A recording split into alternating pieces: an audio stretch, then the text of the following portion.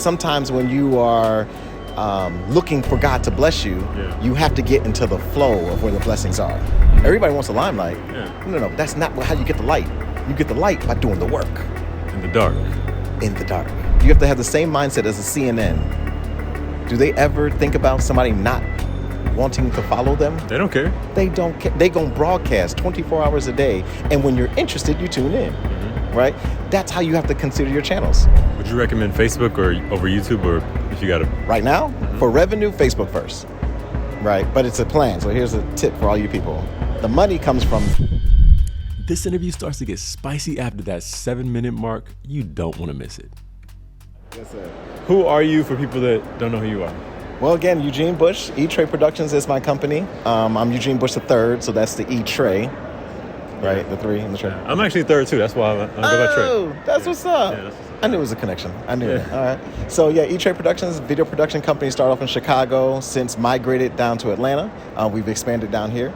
And we are in charge of very large productions. You know, we do anything from conferences to commercials, music videos, film, documentaries, kind of anything video related, right? And as such, our motto has been create, don't wait. And so that's one of the models we use for Greenlit ATL, which is the largest film and TV networking event in the city. 5 years running come January. Okay. Once a month. It's first Thursday of every month. In Atlanta, that's big. It is, right. The capital, the entertainment film capital of outside of LA, maybe.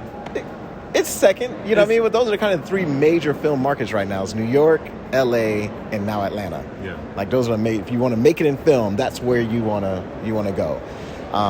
So video production, man, and I've since I used to do services and just primarily focus on services. And in the past 3 or 4 years, it was really David Shantz that told me you can always make more money as a brand than you can as a service. Yeah.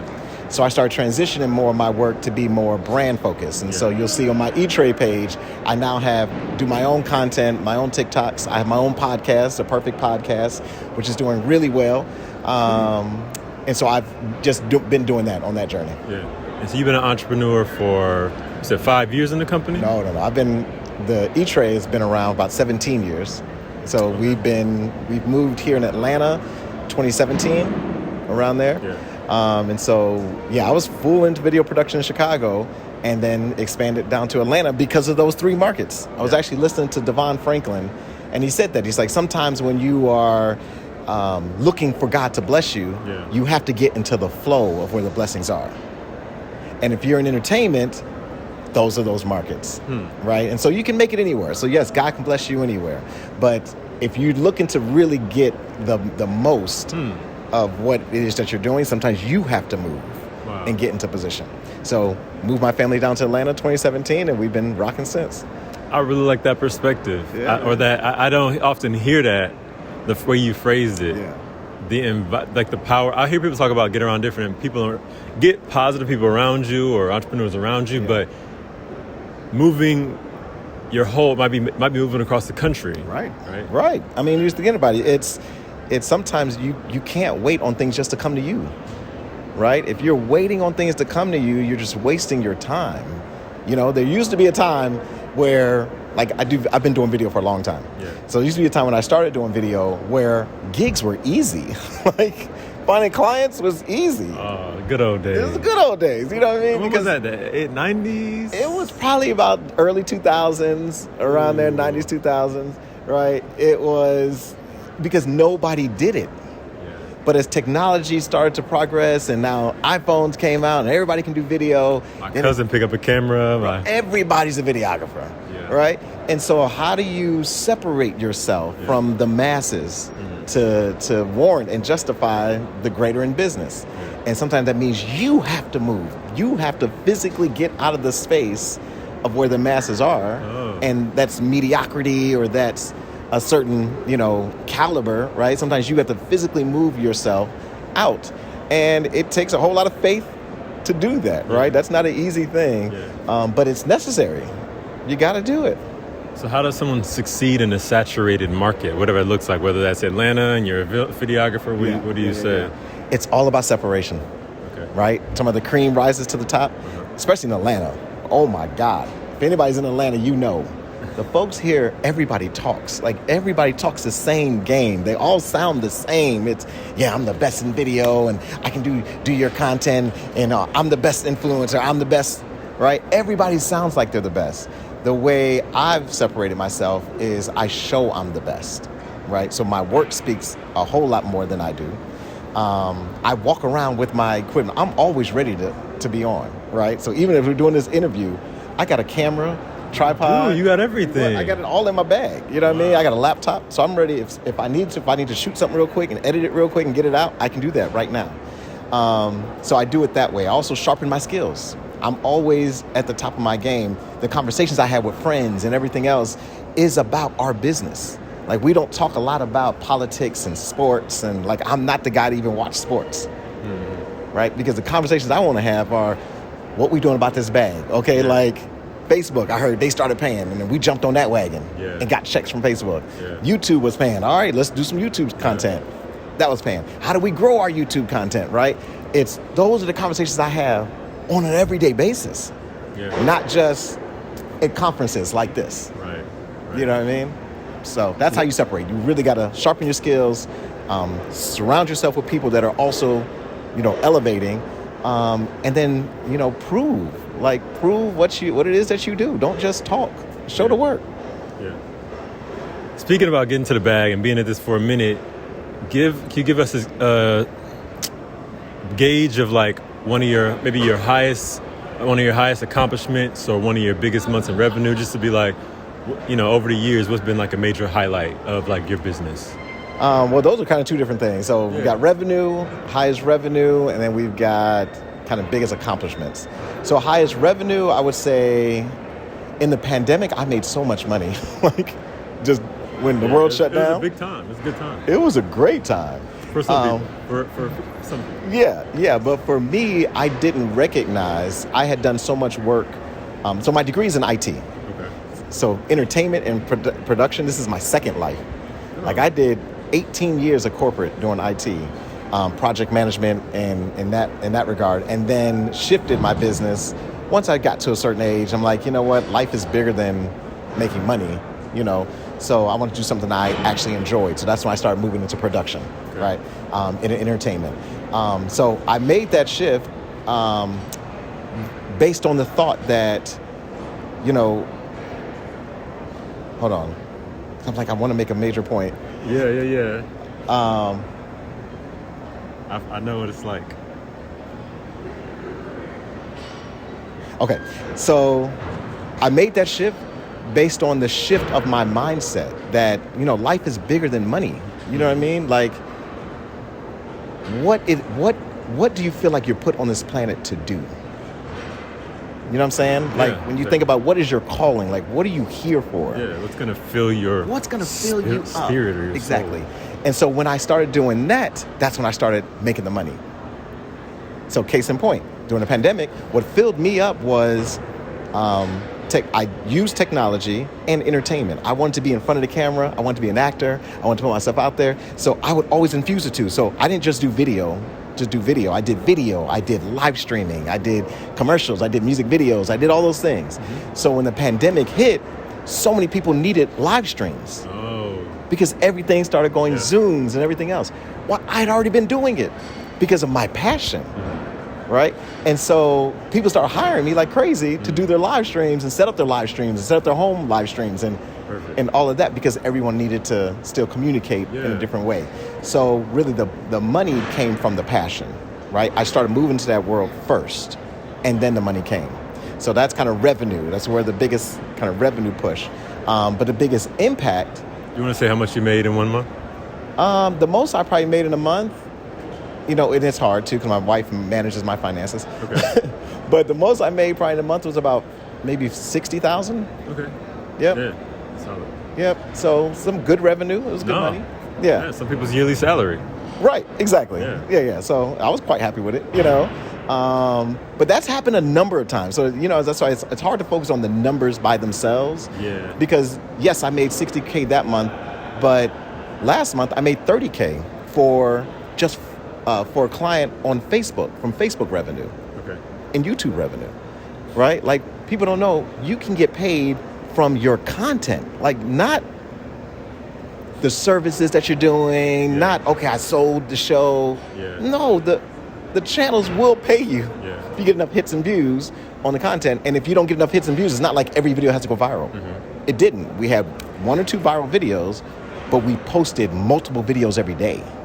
Would you recommend Facebook or over YouTube, or if you got a... Right now, for revenue, Facebook first, right? But it's a plan. So here's a tip for all you people. The money comes from Facebook pages, not your personal Facebook page. You get a Facebook page and you start putting the content on the Facebook page, and you don't worry about the growth. Don't worry about the views. Don't worry about trying to, it's do the content first, right? Take the first step. Make the content and do something that you can do consistently every day, if not multiple times a day. And let me quench people's thoughts now, right? What if people get tired of me? What if it's not too much? What? Right? Yes, if people get tired of you, they'll stop following you, and you want that, right? But it's the same mindset you have to have the same mindset as a CNN. Do they ever think about somebody not wanting to follow them? They don't care. They don't care. They gonna broadcast 24 hours a day, and when you're interested, you tune in, right? That's how you have to consider your channels. When you think of your channels like a network channel, ABC, CBS, BET, right? They never turn off. Yeah. They're always broadcasting. And people turn off. So you can tune in when you want to watch your favorite Tyler Perry show, go on BET Plus, right? But then if you're tired of Tyler Perry and you want to go over to Hallmark, jump over to Hallmark, right? And if you want to do something, all of that's how the world is. People move. You don't, right? Yeah. So the way to success is you have to be immovable. Find that thing that you love, that you're passionate about, and dominate it. Like, be that guy. And then you'll separate yourself, So the money. So that's going to the money. Go ahead. Go ahead. Don't forget your next point. Okay. But I know there's people who are like, I'm passionate about music, the way to make money in music is so hard. Spotify gives you these cents, or putting a show together, or I draw and prints are $10, and people don't really want to respect the art. Yep. So what about the people that passion is like? Okay. The arts or something. Yeah. Let me just tell you, okay, because I have the inroad to this, okay? So one of my clients and good friends' family is Jay Ivey, Grammy Award-winning poet. He's the only one to win a Grammy outside of Maya Angelou. Really? Only poet. Okay? He's a great automatically. He's in history, right? But let me tell you what this man did. He's been doing poetry since high school. He's older. He's about my age. I'm 46 at the point of this video. Okay. Look great. Look young. Thank you, my brother. Yeah. Chlorophyll. Yeah. Okay. A lot of water. All right. Chlorophyll. That's a note. So Jay Ivey is a poet, and this man just won a Grammy, and is pulling in money, like enough money to pay me to go on the road with him to shoot his content, right? Do his music videos. We got some content that's coming that folks ain't even seen yet. He was the writer in the Genius film, the Kanye documentary on Netflix. I know you're talking about. I still need to see that. Okay. I'm sleeping. Okay. You can't sleep on Genius, right? Yeah. Jay Ivey is the head writer for that film, right? Okay. And he's done so many other projects. So this is a poet. When I was growing up, I thought music is hard. Singing is hard. Poetry? Clearly. You're not going to make a living as a poet, right? But this man has not only made a living for himself, he's made a living for his family and others. Like, he's employing people, including me, with poetry. So, going back to your question, how did he do it, right? Him and his wife, Tari Ture, they don't stop. Tari, she's like the visionary of the family, right? When she was selling her album, she's an artist too, a singer as well, and a Grammy Award-winning singer. Okay. When she was selling her album when she started, she was in the chicken store, right? Like in the, really like, I'm trying to think, Harold's, right? Like a chicken shop. Oh, yeah, chicken shop. All right. Right. She was in the chicken shop selling her albums. She set up a table. Everything else had, she called it listening apparatuses, right? She had CDs with headphones lined up. This is when she started. This is how she started, right? And you hear it. We just came out of a session with the lady from Spanx, right? She showed her sending out her Spanx on the floor of her living room. You know what I mean? And so a lot of folks think in order to make it big, I have to do something big. But it's not to doing something big. You have to keep doing the small things over and over and over and over and over. And then you keep taking, as you do the small things, you continue to elevate step by step by step by step. So Tari went from selling her albums to meeting Donda West, Kanye's mother, right? To then working with Kanye on albums, right? To then singing on 36 of Kanye's songs. Then met John Stevens. They both met John Stevens. And then J. Ivy gave John Stevens the name John Legend. Okay, so that's how John Legend got his name, was from J. Ivy. Oh, really? Uh-huh. Fun fact. Right. The poet, right? But what was he doing? He was on Kanye's album, his first album, College Dropout, as the poet, because he had been dominating poetry. He had just done Def Poetry Jam, everything else. He lived his life as a poet. It's okay. No, you can get behind. Yeah. You're fine behind us. We got people who just who want to come in the camera. This is amazing. Okay, they just want to be all in our interview. This is great. What did you say? Oh, okay. Oh, the Legacy Center. Yeah. Oh, wow, she got connections to both of us. No, it's okay. You as well. Thank you. I'm gonna let her know I saw you. I see you. Of who? You're a big fan of yours. Yes, thank you. Look at that. Thank you. Okay, he just had a fan that stopped by. You know, this guy's famous. It's cool. That was fun. You know, and she knew you too. What the heck? That's kind of crazy. Yeah, this is normal for you. For me, you know, I'm like, no, get used to it. Yeah. Get used, because you're doing the small things. Yes. Right, and you're consistent in those small things. Yeah. And you cannot despise that. Like, don't think that this ain't working. No, you keep at it and you dominate where you are, and that's how you continue to grow, right? And then before you know it, going back to J. Ivy, before you know it, he did Def Poetry Jam, he did Kanye's album, then went on to do so many more things, became good friends with Dave Chappelle, just continued to work in the poetry field. And now he can have a reel where he worked with Beyonce. She requested him on a song. He's got the Grammy. But the Grammy he got, he created the category. So the spoken word category has been dominated by audiobooks, right? It's called spoken word, right? And so no poets were submitting. That's the only way a poet can submit for a Grammy, is in that category. So poets would submit albums and work of art, but they would never get selected because they would keep giving the Grammy to audiobooks. Okay. Right? So J. Ivy for 3 years petitioned to split the category. Create a separation between audiobooks and spoken word and poets. And last year was the first year they actually split the category. So now poets were able to submit, and he won. Oh, he deserved that. Uh-huh. Come on.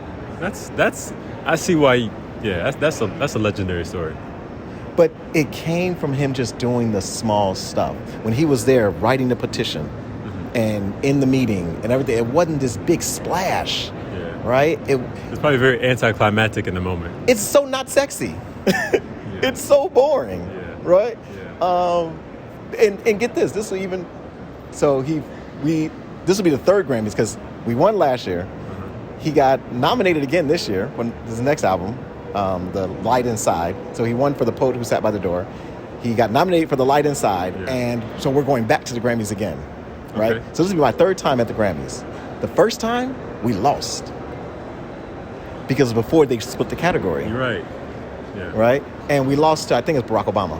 Which is fair. You know, it's kind of cool. It's going to lose to anybody. Yeah, right? Sure. But I'm recording him lose. He suited up. You know what I mean? The jacket was dope, had words all over it. You know what I mean? Like, we got the whole team there. He's paying for me to be there. Yeah. Right? And white expecting looks to beautiful. win. Because you got to, plan for the success. And I'm recording, and I record disappointment. Because I got to get the moment that everything's going to win. Yeah. So when they didn't announce him, it was like, think about the devastation of working for the Grammys. He'd already been petitioned to make the category, right? So you're already working. And the Grammys, people don't know, the work that you do at the Grammys is volunteer. Okay. All the voting members and everything else, nobody gets paid. Like, it's like a big service. You know what I mean? And so the reward is the Grammy, you know, that you win. So he put all this work in, and we saw disappointment. But what happened? He went right back in the studio, made another album, right? And just kept working, making calling people, right? Calling in favors. John, remember I gave you my name? I gave you your name, John Legend? Would you do an album with me? John was like, yeah, let's do it, right? Just calling in people, you know what I mean? So he called in all those connects that he had made for over 2 decades and created a masterpiece. Went back. We didn't know. So now I'm recording again. Oh, that's wild. Oh, my God. I'm recording again. And then when they announced it, Jay Ivy. Wow. Then it all makes sense. It's like, man, it's all worth it, right? That's what people think that worth it feeling is success. But it's not. It's the petition. It's the nights. It's the disappointment. It's the mundane. It's the just keep working it. It's you pulling out your camera in the middle of a tour, right? And the summit. I'm going to put this up there. It's when you take this footage and you go back and you take it off the camera, put it on the laptop and you're editing it. And then you got to post the description. It's when I watch myself back and I'm like, you were horrible. This is stupid. I didn't like that. Right? And then you improve on the next one. Yeah. You know what I mean? Like, that's success. That's what it looks like. Yes, yeah. That's what it looks like. And those people who are not successful aren't doing that.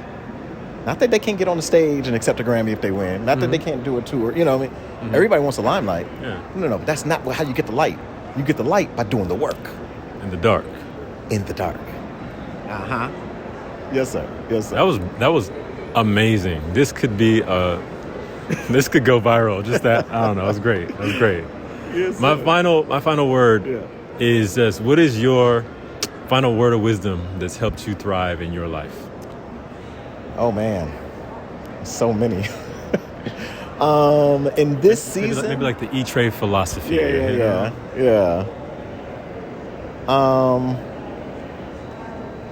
Yeah. In this season, I think what's helped me a whole lot is it's the community, right? It's no one succeeds on an island, right? And when you see people who are wildly successful, call them out. Tyler Perry, right? If you see the inner workings of Tyler Perry Studios, right, and see how that organization is run, Tyler is not the main guy. Like, he's the face of the studio, of course, but he's not doing it by himself, by no means. He has such a powerful team around him of dedicated people, from creatives to executives to writers, that are all giving all of their talent and their energy to a greater vision that happens to be his name, right? And so if you understand that that's how it works at a large scale, then you just scale it back to you, right? If you're an entrepreneur and you're trying to, for me, if you're trying to do everything on your own, sometimes we have to do that to begin. We got to do that to start. But you can't stay there, right? You have to bring other people into what you have going on, into the fold of what you're doing, in order for you to elevate, right? So you got to find those tasks you can offload, even if it's not, because maybe you can't afford to pay someone, right? Then get your friends, barter. Find some way, some people that you enjoy, that have skill sets that you need, and exchange. What can you do, or what can I do for you that'll level you up? And then what can you do for me that'll level me up? And if we find that, then we become a team, and we level up, right? So community is so key. It's imperative. Like, you have to have a team around you in order to do anything, and not just in success, privately. You know what I mean? Most people rely on their family to be that, but sometimes your family is not. Right? And so when you're going through things personally, you have to rely on someone else, right? It's like we're not designed to succeed alone. Even the Bible talks about it. It's not good for man to be alone when he talked about marriage. Right? That scripture is more than just a marriage scripture. It's not good for human, to be alone. You got to be around people. You got to learn how to work with people, connect with people, and then the higher you go, just know that circle gets smaller and smaller but it's still a circle. You know, so find your tribe, and don't wait, man. It's like there's no day like today. Like, make it happen. Thank you. That was beautiful. Absolutely. That's great. Anything else? How can people find you? Thank you so much for following and listening. I so appreciate it. I appreciate you for doing the work. You know what I mean? Because this is what it is, right? And you're going to look back at these videos years from now and be like, man, I remember when I started, bro. And this man told me this, and now look at me now. Yeah. You know what I mean? Yeah. So it's going to be amazing. This is it's great documentation of your journey. Yeah. And people want to see that too. So follow me, E-Trade Productions, E-T-R-E Productions, on everything, TikTok, Instagram, LinkedIn, Facebook, right? E-Trade Productions. I'm Eugene Bush, and it's my honor. And whenever you watch this, look, just go after your dreams. They are achievable, and that's not a colloquialism. It's not a cliche, right? I literally can look back at myself 10 years ago and remember, like, man, if I could just make it. If I could just make $10,000 in a month, oh my God, I would be so happy, right? As an entrepreneur. Yes. And because I did it in corporate, right? Told you it's my second life. Yeah. So in corporate, I was making six figures. And I remember just dreaming, if I can get off this job and make this money as an entrepreneur, I will be so happy. And when the pandemic hit, I surpassed my income that I made in corporate, right? As an entrepreneur. Yeah. And it's only been up from there. You know what I mean? So live your dreams. Go after them. Do the work in the dark so people can see it in the light. I see you took my thing. Yeah, nice work. Nice work. All right, brother. All right, man. Appreciate you, bro. Yes, sir. Hey guys, hope you enjoyed the interview with the other Trey, Eugene Bush. Post your favorite part in the comments below. And until next time, I'll see you on the next recommended video. Peace, love.